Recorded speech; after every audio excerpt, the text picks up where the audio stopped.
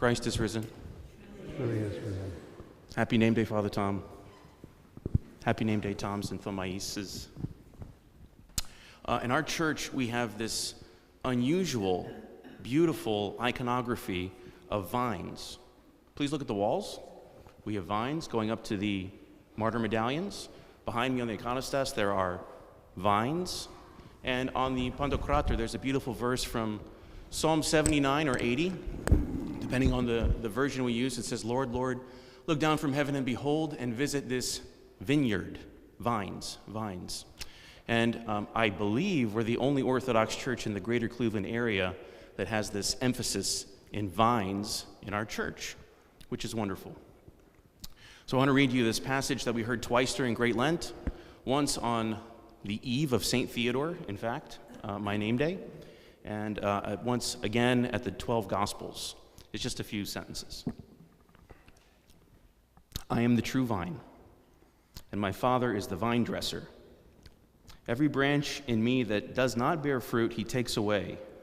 And every branch that bears fruit, he prunes. He prunes, that it may bear more fruit.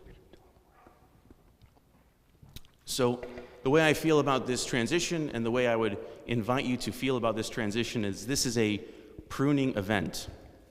And a prune is a cut that does hurt, but it's so wonderful new things can grow. And I thought I'd offer to the community a story from my own journey about a pruning that happened in my life and how it worked out for the good.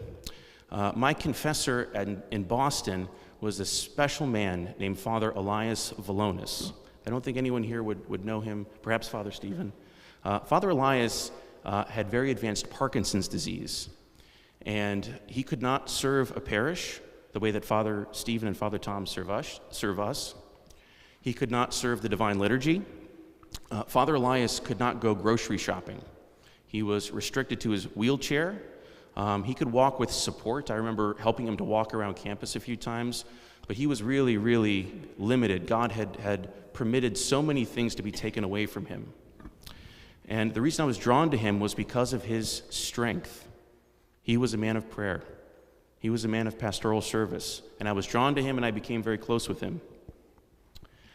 The pruning came when Father Elias's doctors advised him to move to California, away from Boston, because the warmer climate would be better for his health. And this was very difficult for me. I remember writing to Father Stephen about it, in fact. I was in Boston, like I said. And I said, Father Stephen, I'm used to having one priest my whole life. Father Stephen has been my confessor my whole life. He not only baptized me, he celebrated my parents' wedding, which is very special. But in any case, I wasn't used to this kind of transition. And I asked him what to do, and Father Stephen said, pray 3 times for, I believe the Greek word is plidophoria, which is an information, and something, and then the path forward will be open to you. Just pray 3 times and then wait.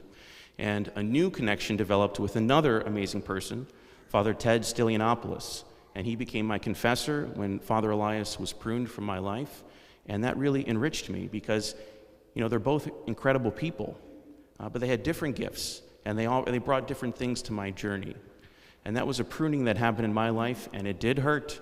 It did hurt, but it was a good thing. It was a good thing.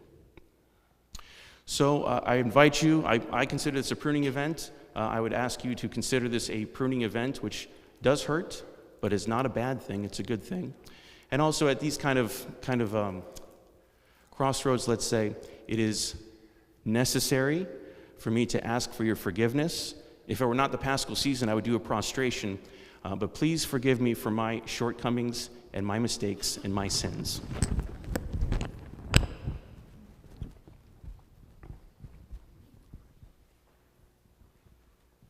So thank you very much. And, I would only ask just one favor. Please commemorate in your prayers the departed presbyter Elias, who was a very special man, and of course my sweet mother, Karen